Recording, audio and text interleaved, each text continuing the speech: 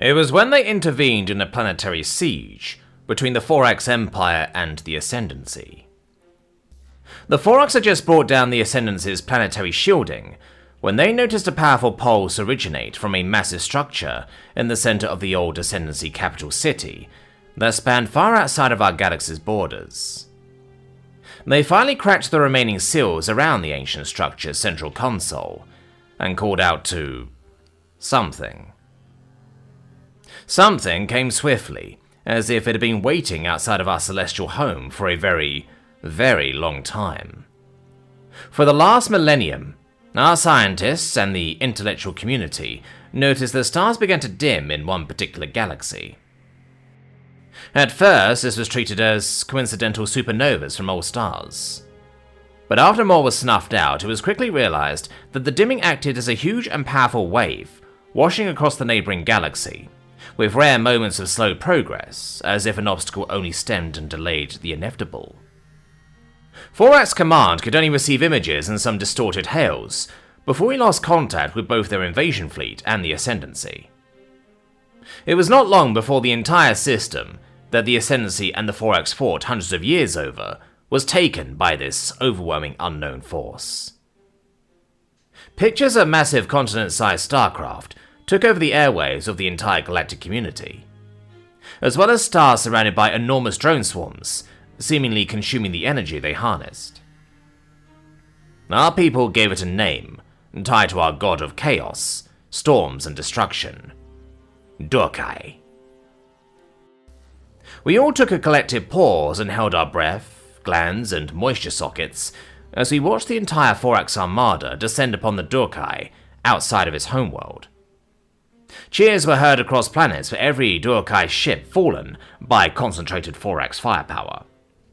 But as time went on, a sense of dread and unease washed upon every viewer. We watched as the Durkai wave continued to move unabated. As the Forax fought and fought, the Durkai pressed them back further and further into their planet's atmosphere. The camera footage switched so rapidly due to the craft holding the camera being destroyed that the media opted to just use observation cameras from other systems to watch the battle. The Forax fell within hours after first contact, and like a deadly plague, the Durkai spread amongst the stars within our galaxy. Species have fought them, attempted to speak with them, plead with them, and even defect to the Durkai, as long as their world wasn't engulfed as well. But it was all met with silence. The Durkai's massive capital ships, advanced technologies, and evolutionary position perceived us as pigs lined up for a slaughter. As the wave approached, panic reached us first. Sudden evacuations were executed with barely any coordination. Everyone and everything wanted to get away. Like animals, we were chased and pressed against the limits of our own technology. We couldn't get out, and as more worlds fell, millions opted to find alternative ways of escaping this doomed reality. But that's when we noticed another change in the galactic stage. The ancient isolationists, who were older than even the first Galactic Council founder species, started recalling their esteemed tradesmen. Without any additional context, every tradesman approved for access to the galactic community was recalled, or had already begun leaving before the recall. The humans were stirring from their long slumber. First came the sudden decloaking of massive Terran war fleets scattered across the entire galaxy.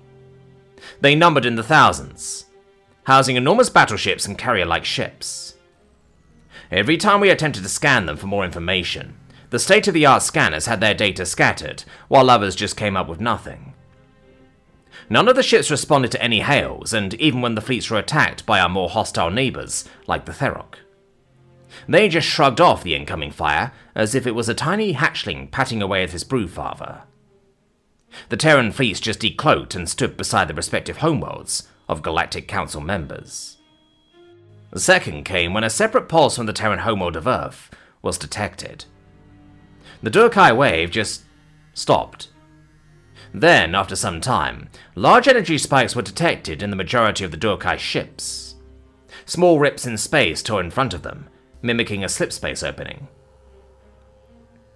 Right before the Durkai ships entered these rips in space-time, at the center of every Terran fleet was a single large bulbous craft that resembled a large egg. The bulbous craft registered a massive energy spike as some Durkai ships were halfway into its ripple. That was when every single ripple instantly snapped closed like celestial jaws, splitting about 20% of the known Durkai fleet in literal halves, cleanly.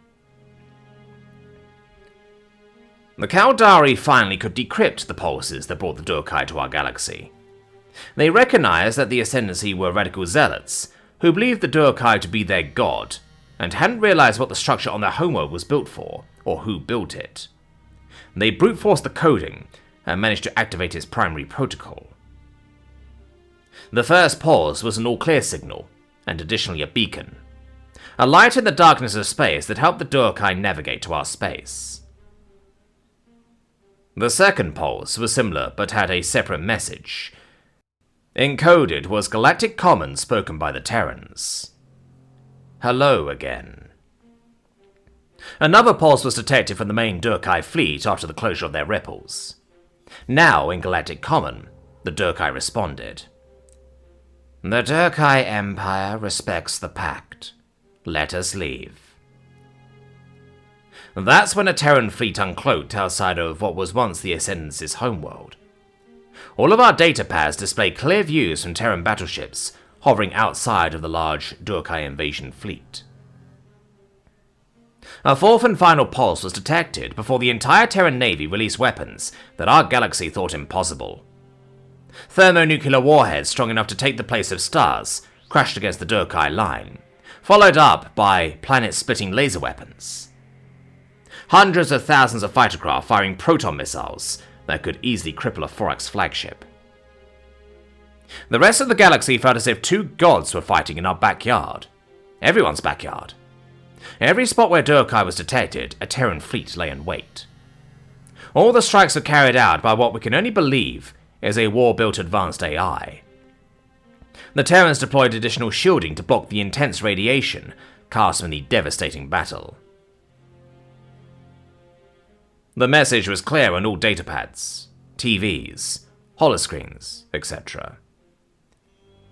Isolation was the pact. Violation is war. The Durkai attempted to fight back, but the conflict was short and swift. Humanity pushed them back until a trail of bodies and wreckage reached the system of first contact. The Terrans called what they had done and what they will do a crusade. It reached far beyond the limits of our own galaxy and touched our once smothered neighbors, bringing back light to darkness. During this crusade, Terra and its humans changed its previous foreign policies and completely opened their borders out to the rest of the galactic community. What followed is what is described as the Golden Age. Once we reached what the Terrans deemed technological maturity, our fleets were deployed across the universe to lay in wait for the next threat. After their crusade, humanity brought its fleets back into their previous positions and cloaked them. We understood our place now on the grand stage. We protect the universe, and the Terrans will protect us.